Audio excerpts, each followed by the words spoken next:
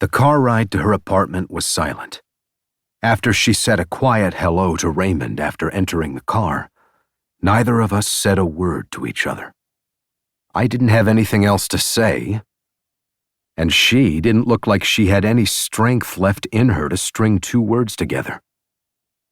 That saved us from trying to make small talk, which was something I didn't do willingly anyway.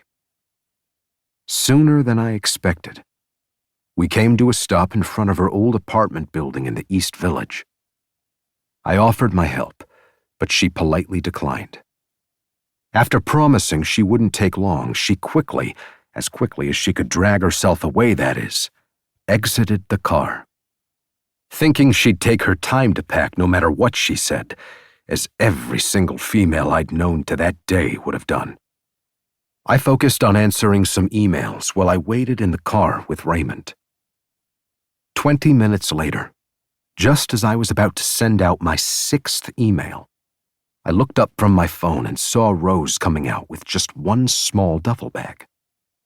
She'd also changed out of her paint-splattered clothes into blue jeans and a white t-shirt. And she looked freshly showered with her damp hair framing her face.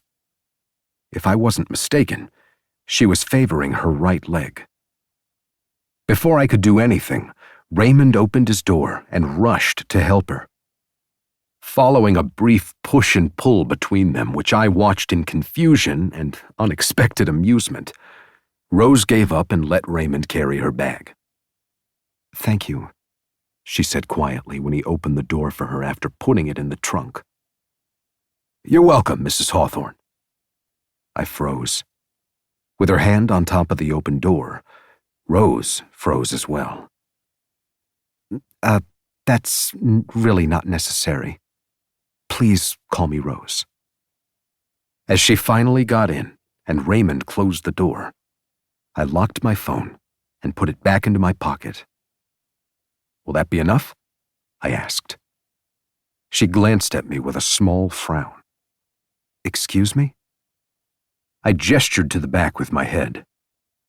She followed my gaze. "Oh, yes. I can't do much tonight. I'll pack everything tomorrow. I'm sorry if I took too long, but I had to jump in the shower because of all the paint." "It's fine. I took care of some emails." She nodded and we fell silent for a few minutes until she spoke up again. "That was a little weird for you too, right? It wasn't just me." I quirked an eyebrow and waited for her to explain. "Mrs. Hawthorne," she whispered after a quick glance at Raymond. She put her right hand on the leather seat between us, leaning her upper body toward me, as if she was sharing a secret. "That's the first time I've been called that. It's gonna take some getting used to. I'm Mrs. Hawthorne now." "Yes, you are," I agreed curtly, then looked out my window as she leaned away. In the reflection on the glass, I saw her lose the small smile that was playing on her lips and straighten up in her seat. I closed my eyes and took a deep breath. This whole fake marriage thing was going to be harder than I'd initially thought, especially since I seemed to be doing a bad job of it already. I only looked at her again when Raymond stopped the car in front of my place on Central Park West. She glanced out the window, and I watched her release a long breath. "This is it?" she asked, peering back at me. "Yes." I got out of the car. Rubbing my temple, I made it to Raymond's side just as he opened her door, and then walked to the back to get her bag. It seemed like the little fight she'd had in her back at the coffee shop had deflated during our car ride, and she just stared up at the building. After smiling at my driver softly and thanking him when he held out her bag, she walked a few steps away from us. "The usual time tomorrow, Mr. Hawthorne?"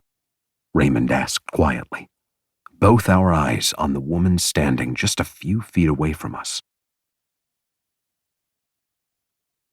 Para seguir escuchando este audiolibro gratuitamente, haz clic en el enlace de la descripción y podrás escucharlo completo sin coste gracias a la prueba de 30 días de Audible.